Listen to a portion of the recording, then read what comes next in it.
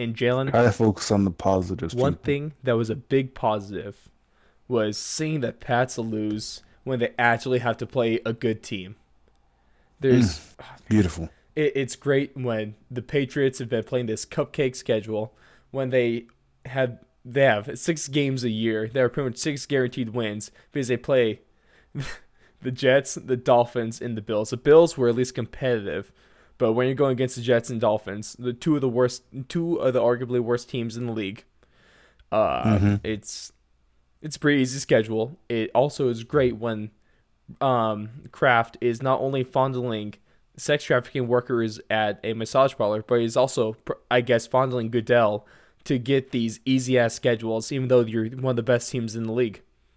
And so, It happens. It's happening in the college football world too. Like Alabama right now is might get pushed out of playoff contention just based off the fact that I believe it was on ESPN or Sports Center. They announced that so far this season overall, not so far, just in total, Alabama's teams that they're playing have a total win rating of a .389. but at least if I'm playing devil's advocate, at least those teams actually schedule. They choose the teams that they're going to play that season for the most part. In the Yeah, NFL, yeah, it's all up I'll give to you that. a committee, and that committee Hmm. is just likes to bend over backwards to the Patriots, I guess. Fuck you, Boston. Pretty much.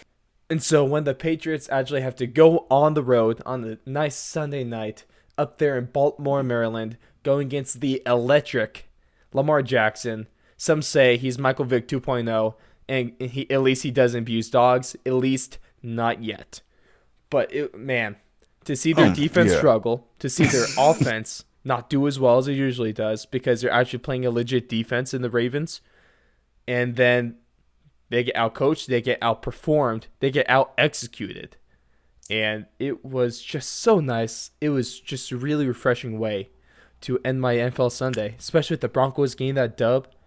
It's a good Sunday. Yeah, It's a no, good Sunday. beautiful, and it was also in a more professional tone. The Ravens had a great game overall, offense and defensive wise. Lamar Jackson kind of ran and threw all over the Patriots too. He didn't throw any interceptions. Score, I believe it was a total of 3 touchdowns. He had a great night, and he's continued to show that he belongs in this league. Even though when he first got here, people were saying that he should move to receiver, and I think it's just beautiful that he's proving people wrong week A in and week running out. back had a great game passing on Sunday, I guess. Yeah, I don't know if you guys know this, but Lamar Jackson has the most passing yards ever by a running back in a season, 2 years in a row. He was also the first running back to ever throw for 3 touchdowns in one game against the Patriots. I wonder if that's true. Has another running back actually thrown for touchdowns in a game? I'd be willing to bet that no running back in NFL history has thrown for 3 touchdowns, at least in the era where they record stats. I'd guarantee it. And if that is something that did happen, I'd nothing specific, but I'd probably do I'm gonna something have to pretty look it stupid. up. All right, we'll save that for next week. But Jalen, All right. what's the thing you like from this week in sports? Thing I like from this week in sports is the competitiveness in football. I would say because I think in college football is happening right now too. Mm-hmm.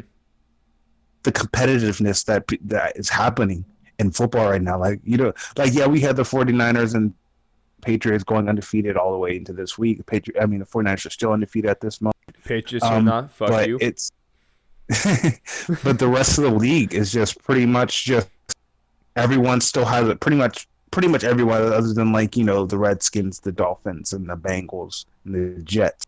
Everyone pretty much has a shot to still make the playoffs. Everyone's still in the mix. I mean, yeah, we still know most likely the teams that are making the playoffs are most likely going to end up edging it out at the end. Mm-hmm.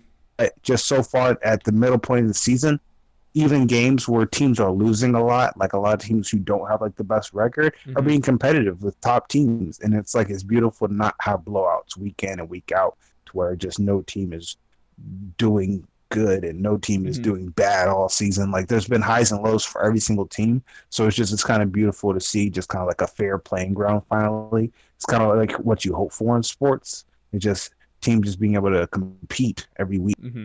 Now, no don't get matter who me. they're playing against. Yeah. Now, don't get me wrong. If I was a fan of a team that was just winning in the blowout, I'd be totally okay with that.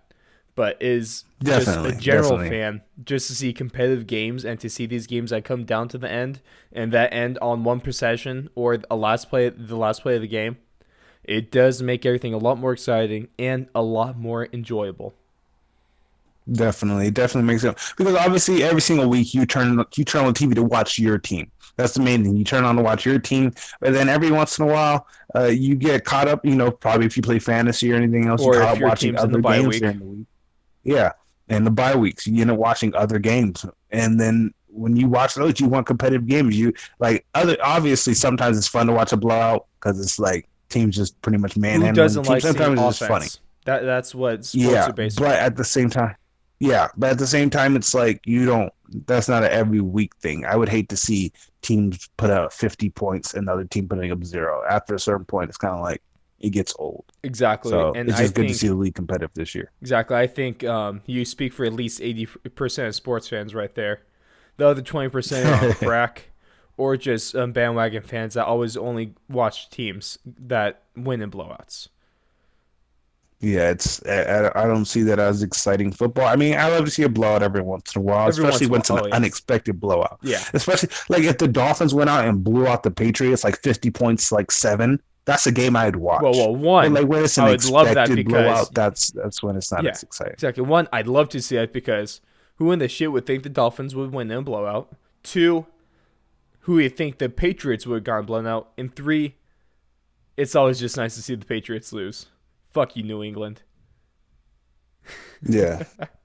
Jalen, I appreciate you being the professional on this podcast.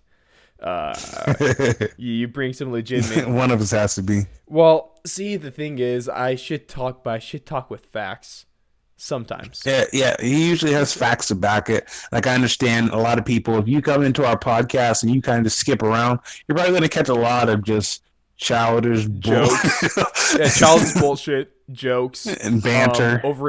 But overreactions, if you actually general like shit listen talking. through our, yeah, if you actually listen to our general show, you kind of each joke kind of comes from somewhere and it's based off of fact. And then we kind of just try to make it lighthearted and Right, all, so it's not, back and forth yelling at each other. right. See, if you actually listen, you might actually figure out that we at least somewhat know what we're talking about here on the Fourth and Long podcast.